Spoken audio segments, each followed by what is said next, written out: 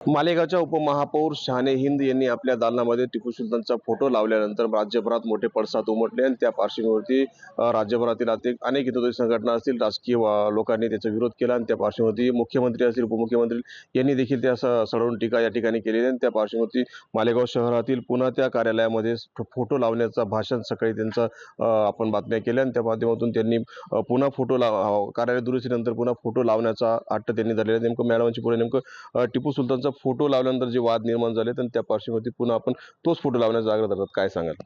देखिए, जिस शख्स का फोटो हमारे कॉन्स्टिट्यूशन में है, उसको हटाने के लिए कोई बोल नहीं सकता। अगर वो बोलता है तो वो कॉन्स्टिट्यूशन के खिलाफ बात करता है। दूसरा, ये फोटो कोई ये बोलेगा कि इमेज के लिए, सियासत के लिए किया गया है, तो अभी 4 साल कोई इलेक्शन नहीं होने वाले हैं। 4 साल हमको कभी किसी वोट की ज़रूरत नहीं। ये एक इत्तेफ़ाक था, लेकिन ये मैं मानती हूँ कि बहुत सुनहरी इत्तेफ़ाक था। ये फ़ोटो लगाने के बाद से सबसे पहले जिस तरह से 2014 के बाद से हिस्ट्री को तब्दील करने का काम किया जा रहा है, जिस तरह सिर्फ़ किसी एक समुदाय विशेष के लोगों की हिस्ट्री को ख़त्म करने की कोशिश की जा रही। अगर मेरी ऑफ़िस पर फ़ोटो हज़रत टीपू सुल्तान का नहीं लगता तो हमारे लोगों को ये नहीं मालूम पड़ता कि इनका फ़ोटो भी कॉन्स्टिट्यूशन में है।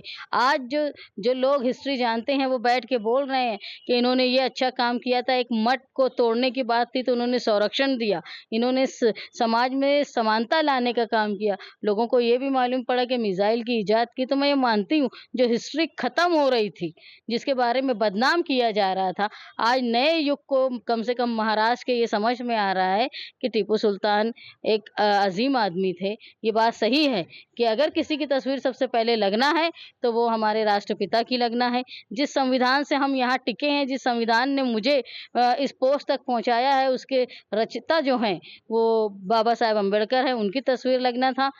छत्रपति शिवाजी महाराज की लगना था और टीपू सुल्तान साहब की भी लगना था। लेकिन जो तस्वीरें नहीं लगी, इसके ज़िम्मेदार मालेगाँव शहर की प्रशासन है, जिन्होंने हमको चार्ज दिया, उस वक़्त कोई तस्वीर नहीं लगी थी। लेकिन एक चीज़ पूरे महाराष्ट्र को ये समझ में आई कि जो मुद्दा पहले उठा था कि तस्वीर टीपू सुल्तान की क्यों लगी, बाद में वो मुद्दा बदल के सपकाळ साहब ने ऐसा क्यों कहा, इस पर आ गया। यानी वो जो मुद्दा भाजपा उठा रही थी, उनको खुद ये एहसास हो गया कि हमारा ये मुद्दा उठाना गलत था।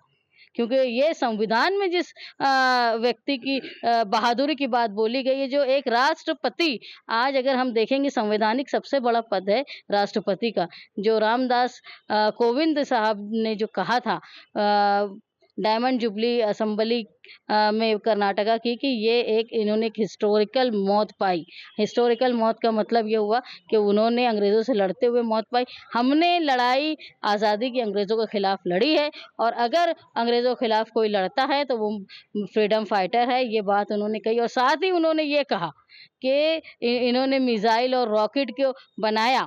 तो एक बात आप ये समझ लो, जो कुछ लोगों ने कमेंट किया कि ये मदरसे की तालीम है, ये बता रही हैं शान-ए हिंद कि इन्होंने मिसाइल बनाया, ये मैं नहीं कह रही हूँ। ये बात हमारे संविधान में जो सबसे बड़ा पद है राष्ट्रपति का, उन्होंने भी कहा है। इसलिए अगर कोई ऐसे व्यक्ति जिनका मेंशन किया गया है हमारे कॉन्स्टिट्यूशन में, उनके फ़ोटो के खिलाफ कोई बोलता है तो उनके ऊपर कार्रवाई होनी चाहिए। मैडम, सेक्युलर फ्रंट के जो आसिफ शेख है, जो आपके साथ सत्ता स्थापन करने के लिए बड़ा उनका हाथ है, तो उन्होंने भी कल कहा कि जो चीज़ की वजह से, जो फोटो की वजह से अगर वाद होता है तो वो फोटो हम लगाएंगे नहीं।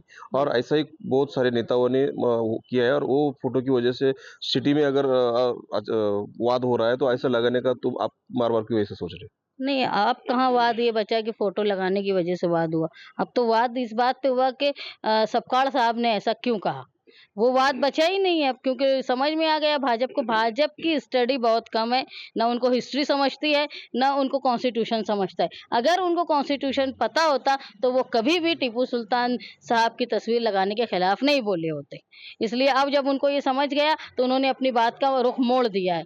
हम बिल्कुल, जो लोगों ने भारत, देखो, एक आम आदमी अगर आज़ादी की लड़ाई में था, मैं बोलती हूँ कवि थे, पत्रकार थे, आम वर्कर थे, सियासी लोग थे, लेकिन अगर कोई सुल्तान लड़ाई करता है, वो चाहे छत्रपति शिवाजी महाराज हों, उन्होंने भी लड़ाई की। हमारी झांसी की रानी जो सुख सुविधा छोड़ के लड़ाई कर रहा है, जिनको मौका था कि वो अपनी सल्तनत को उनके साथ ज्वाइन कर ले और राज करे, लेकिन वो कठपुतली का काम करने की बजाय उनकी खुद की फितरी आज़ादी के लिए और अपने जो सल्तनत थी उनके लोगों की आज़ादी के लिए अगर वो लड़े, तो सुख सुविधा छोड़ के लड़ने वाला आदमी महान होता है। जो हिसाब से अभी ये सब राज्य भर में चल रहा है, वो फोटो आप फिर से लगाएंगे?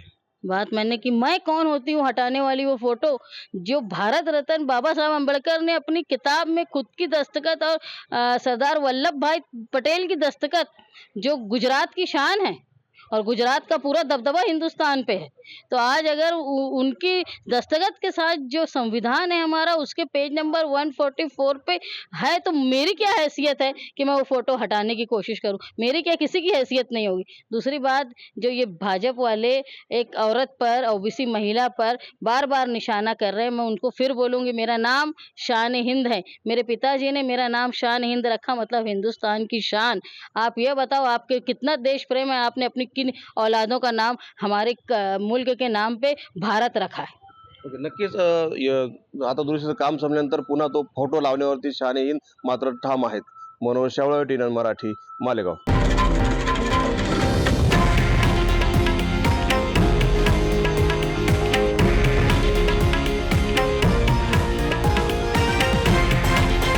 हे आहे देशातील नंबर 1 न्यूज नेटवर्क आणि आपण पाहत आहात TV9 मराठी, एकमेव.